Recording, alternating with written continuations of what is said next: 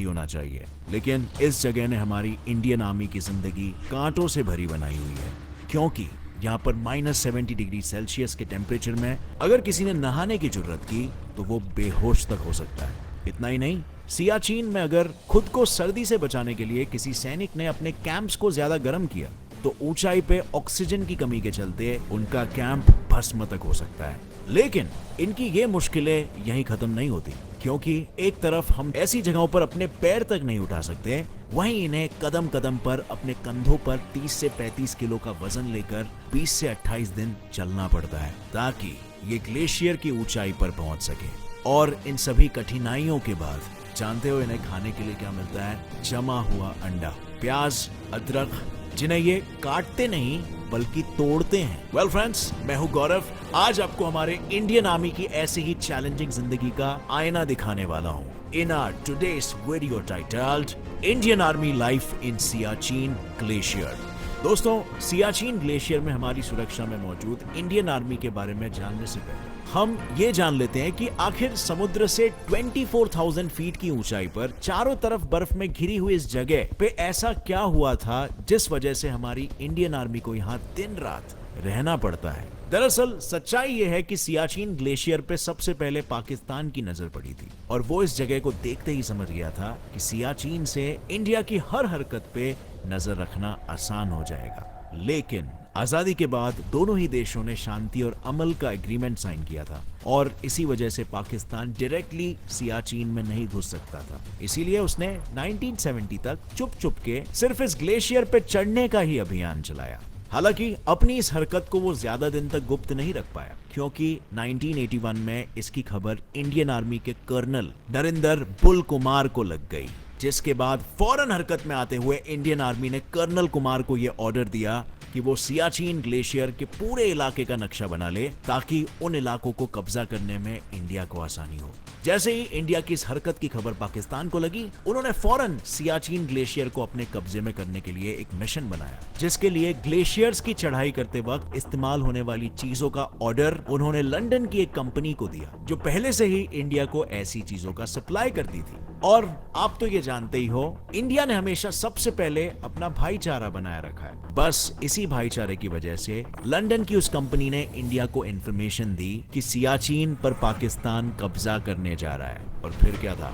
पाकिस्तान को नाकामयाब करने के लिए अप्रैल 1984 में इंडियन आर्मी ने ऑपरेशन मेघदूत चलाया और पाकिस्तान के सियाचिन ग्लेशियर के टॉप पे पहुंचने से एक हफ्ते पहले खुद का झंडा वहां पर गाड़ दिया। इसके बाद जब पाकिस्तान सियाचिन की ऊंचाई पर पहुंचा, तब उसने देखा कि इंडिया ने सियाचिन पर तो कब्जा किया है और साथ ही उसके वेस्ट में स्थित सल्टोरो रिज को भी अपने हिस्से में ही ले लिया है, जहां फिलहाल इंडिया के 100 से भी ज्यादा बेस कैंप्स है। हालांकि भारत की इस जीत के बाद भी पाकिस्तान सियाचिन पर अपना दावा करता रहा और इसी वजह से 1984 से 1999 तक दोनों देशों में काफी खून खराबा भी हुआ है। लेकिन एक सच ये भी है कि सियाचिन में गोलियों से ज्यादा मौतें वहां के मौसम की वजह से हुई है, जिसका जिक्र खुद हमारे union minister of defence Rao Inderjit Singh ने 2015 में लोकसभा को एक लेटर लिखते हुए किया था और बताया था कि ऑपरेशन मेघदूत के बाद से अब तक सियाचिन में मौसम की मार ने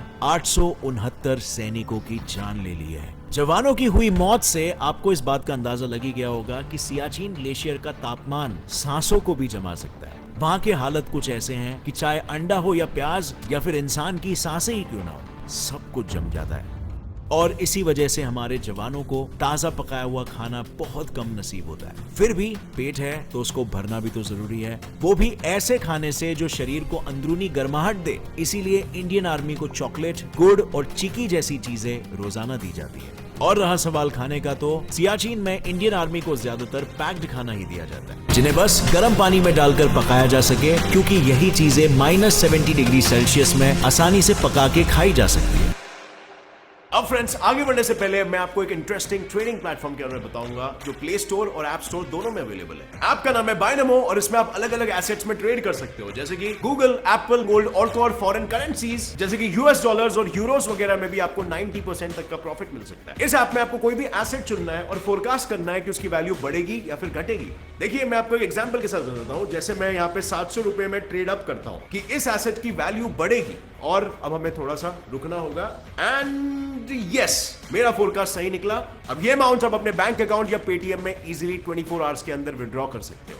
इसका मिनिमम डिपॉजिट सिर्फ 350 रुपए, और अगर आप मेरा प्रोमो कोड यूज करते हो तो आपको ये डिपॉजिट पे डबल मिल जाएगा, यानी कि 400 रुपए का टॉप अप करिए और आपको 800 रुपए मिल जाएंगे। सो अभी रजिस्टर कीजिए इस ऐप में, link is in the description, और 65,000 अपने ट्रेडिंग डेमो अकाउंट में पाइए, जिससे आप ट्रेडिंग स्ट्रैटेजीज और ट्रेडिंग स्किल्स को प्रैक्टिस कर सकते हो। जितना आप प्रैक्टिस करोगे उतनी आपकी ट्रेडिंग की नॉलेज और एक्सपीरियंस बढ़ेगा और अर्निंग की पॉसिबिलिटीज भी बढ़ेगी। लेकिन हाँ फ्रेंड्स, ध्यान से ट्रेड करिएगा, पूरा रिसर्च करके, क्योंकि किसी भी ट्रेड में आपका कैपिटल रिस्क में होता है। So download Binomo now, link is in the description. I am a Binomist, are you? अब अगर आप ये सोच रहे हो कि उसके लिए पानी की जरूरत होती होगी, तो हाँ बिल्कुल होती है, और इसीलिए तो बेचारे बर्फ को पिघलाकर उसका ही इस्तेमाल करते हैं, फिर चाहे उन्हें पानी पीना हो या अपने लिए कुछ बनाना हो। अगर साइंटिफिकली देखा जाए ना, तो इंसान जितनी ज्यादा हाइट पे होता है, उसे अपने बॉडी में एनर्जी लेवल बनाए रखने के लिए उतनी ज्यादा कैलोरीज की जरूरत होती है। लेकिन दुर्भाग्यवश हमारे सोल्जर्स के साथ चाह कर भी ऐसा नहीं हो पाता। उल्टा कई बार बेस कैंप से पकाया हुआ जो खाना आता है ना, वो भी बीच रास्ते में ऐसे ही जम जाता है, और सैनिकों तक पहुंचते पहुंचते उसमें कोई स्वाद ही नहीं बचता। और रहा सवाल इंडियन आर्मी की ट्रेनिंग और उनकी लाइफस्टाइल का, तो आई एम श्योर अब तक आप जान ही गए होंगे कि सियाचिन ग्लेशियर में रहना बच्चों का खेल बिल्कुल नहीं है। यहाँ काम करने के लिए शारीरिक तंदुरुस्ती और जज्बात दोनों का फिट रहना बेहद जरूरी है। इसीलिए तो यहाँ पोस्टिंग से पहले सभी जवानों की लगभग 5 हफ्तों तक स्पेशल ट्रेनिंग होती है, जिसमें शुरू के कुछ दिन उन्हें कश्मीर में सिर्फ ये सिखाया जाता है कि सियाचिन में उन्हें माउंटेन क्लाइंबर्स की तरह अपनी जिंदगी बितानी है। इसके बाद जब सैनिक ये लाइफ स्किल सीख लेते हैं, तब उन्हें सियाचिन बेस कैंप लाया जाता है, जहां उन्हें 21 दिन तक बकायदा सेना की तरह रेस्क्यू से लेकर डिफेंस तक सभी चीजें सिखाई जाती है। और इसी दौरान उनके दिन की शुरुआत रोजाना 1 से 1.5 घंटे मिलने वाली फिजिकल ट्रेनिंग से होती है, जिसके बाद उन्हें सियाचिन बैटल स्कूल में ऊंचाई पर बने ग्लेशियर पर चढ़ना उतरना, बर्फीले तूफान का सामना करना जैसी लाइफ सेविंग चीजों की ट्रेनिंग दी जाती है। और जैसे ही उनकी ये सब ट्रेनिंग खत्म हो जाती है, उसके बाद हर सैनिक को एक टेस्ट पास करना होता है, और जो भी जवान इस टेस्ट को पास करता है उसे ही ऊपर सियाचिन ग्लेशियर में भेजा जाता है, जहां उसकी पोस्टिंग सिर्फ 3 महीनों के लिए ही होती है। वैसे सियाचिन ग्लेशियर में पड़ने वाली ठंड का अंदाजा आप इसी बात से लगा सकते हो कि वहां मैक्सिमम टेम्परेचर भी -30 डिग्री सेल्सियस है। ऐसे में मैं और आप नहाना तो छोड़ो, पानी के बारे में सुनना भी नहीं चाहेंगे। और इसीलिए तो यहाँ पोस्टेड आर्मी के जवानों को भी ना नहाने की हिदायत दी जाती है, और ना ही शेव करने की, क्योंकि यहाँ के कम टेम्परेचर में स्किन एकदम नाजुक हो जाती है, जिस वजह से अगर शेविंग के दौरान किसी सोल्जर को इंजरी हो गई तो उसका वो घाव भरने में जरूरत से ज्यादा वक्त लग जाएगा। सिर्फ यही नहीं, पोस्टिंग के बाद जितने भी सैनिक सियाचिन में रह रहे होते हैं ना, उन पर हर पल जान का खतरा मंडरा रहा होता है, क्योंकि इस बर्फीले रेगिस्तान में कौन सी जमीन कब धंस जाए, कब कहां से कौन सा तूफान आ जाए, ये कोई नहीं कह सकता। और इसीलिए यहाँ पर सभी सैनिक खुद को एक रस्सी से बांधकर ही कहीं भी आते जाते हैं, ताकि ऐसी कोई भी सिचुएशन में वो एक दूसरे की मदद कर सके। बट फ्रेंड्स, अभी आपको अंदाजा ये तो हो ही गया है कि क्या खतरनाक जगह, अलग लेवल खतरनाक। बट इनकी ये समस्याएं यहीं पर खत्म नहीं होती, क्योंकि सियाचिन बेस कैंप से ऊपर ग्लेशियर तक इंडियन आर्मी को महीने का राशन सिर्फ कुछ ही सेकंड्स में मिलता है। मतलब सियाचिन के मौसम और वहां चलने वाली 160 किलोमीटर प्रति घंटे की हवा में किसी भी हेलीकॉप्टर को उड़ा पाना मुश्किल है, और इसीलिए वहां पर खास हेलीकॉप्टर चीता को उड़ाया जाता है, जो महीने में एक ही बार सिर्फ 30 सेकंड के लिए ऊपर बनाए गए हेलीपैड पर रुककर राशन डिलीवर करता है, ताकि उनके किसी भी मूवमेंट की भनक दुश्मन को ना लगे। पर अब अगर आपको लग रहा है कि सियाचिन ग्लेशियर में रहने वाले सैनिकों की मुसीबतें सिर्फ यहीं तक है, तो मैं बता दूं ऐसा भी बिल्कुल नहीं है, क्योंकि सियाचिन में इंडियन आर्मी को दुश्मन के साथ साथ मौसम से भी दो हाथ करना पड़ता है, जिसमें कई बार सिचुएशन ऐसी खराब हो जाती है कि नींद में ही ऑक्सीजन की कमी से सैनिक की मौत हो जाती है। और इसीलिए यहाँ रहने वाले हर सैनिक को अपने कदम बहुत फूंक कर रखना पड़ता है, सावधानी के साथ, लंबी सांसें लेते हुए। क्या पता कब कौन सी लापरवाही उनकी जान ले ले। लेकिन ऐसा नहीं है कि ये समस्या सिर्फ सैनिकों तक ही सीमित है, क्योंकि ये सैनिक अपना घर परिवार छोड़कर हमारी हिफाजत के लिए बर्फ के ऐसे रेगिस्तान में रह रहे हैं जहां उनका मरना भी हमारे लिए किसी श्राप से कम नहीं है। इसीलिए तो इनकी जिम्मेदारी भारत सरकार ने उठा रखी है और वो रोजाना सियाचिन ग्लेशियर पर मौजूद 3000 से ज्यादा सैनिकों पर 6 करोड़ रुपए खर्च करती है ताकि उन लोगों तक खाना पीना और जरूरत की सभी चीजों को पहुंचाया जा सके। केवल इतना ही नहीं, इन सैनिकों को बर्फीली हवा और दुश्मनों से सुरक्षित रखने के लिए इंडियन गवर्नमेंट ने इनके लिए 7,500 करोड़ के माउंटेनियरिंग इक्विपमेंट भी खरीदे हैं, जिससे उन्हें पहाड़ चढ़ने उतरने में और दुश्मनों से लड़ने में मदद मिलती है। हालांकि भाई लोग, ये सभी चीजें बस यही सवाल उठाती है कि आखिर क्यों सियाचिन ग्लेशियर इंडिया के लिए इतना जरूरी है, जिस वजह से सरकार ने वहां जानलेवा परिस्थितियों में भी हमारी सेना को तैनात करके रखा है। दरअसल आप लोग तो जानते ही हो, आजादी के बाद से ही इंडिया और पाकिस्तान के बीच दुश्मनी का माहौल रहा है। इसीलिए शांति और अमल बनाए रखने के लिए 1949 में कराची एग्रीमेंट और 1972 में शिमला एग्रीमेंट, दोनों ही देशों ने ये तय करते हुए साइन किया था कि काराकोरम की पहाड़ियों के पास मौजूद सियाचिन ग्लेशियर में कोई भी देश घुसपैठ नहीं करेगा। लेकिन फिर कुछ ही सालों में पाकिस्तान की नीयत बदल गई और उसने एग्रीमेंट का उल्लंघन कर सियाचिन को अपने कब्जे में करने की कोशिश की,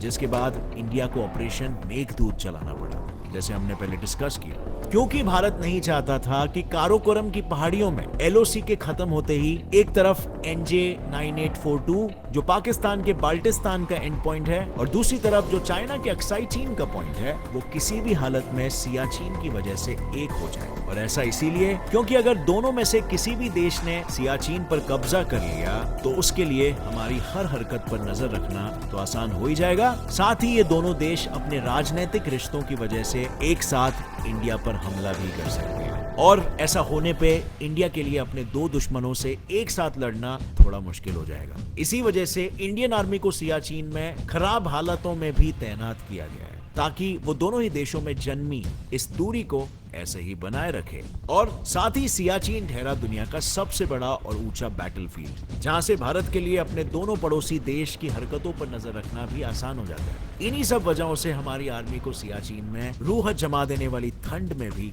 रहना पड़ता है। किंतु इसमें कोई दो राय नहीं है कि हमारी सरकार सियाचिन में रह रही इंडियन आर्मी के हालात को सुधारने की काफी कोशिशें कर रही है। लेकिन यहाँ जो चीज सबसे ज्यादा जरूरी है ना, वो है हमारे सैनिकों की सुरक्षा। देखा जाए तो इंडिया पाकिस्तान की ये लड़ाई कब खत्म होगी ये तो कोई नहीं जानता, लेकिन क्या ऐसे ही हर बार सियाचिन में रह रहे हमारी सेना के लोगों की जान महज ठंड के वजह से जाती रहेगी? क्या गवर्नमेंट कुछ और नहीं कर सकती ये सबको रोकने के लिए? आपका क्या ख्याल है इस मामले में?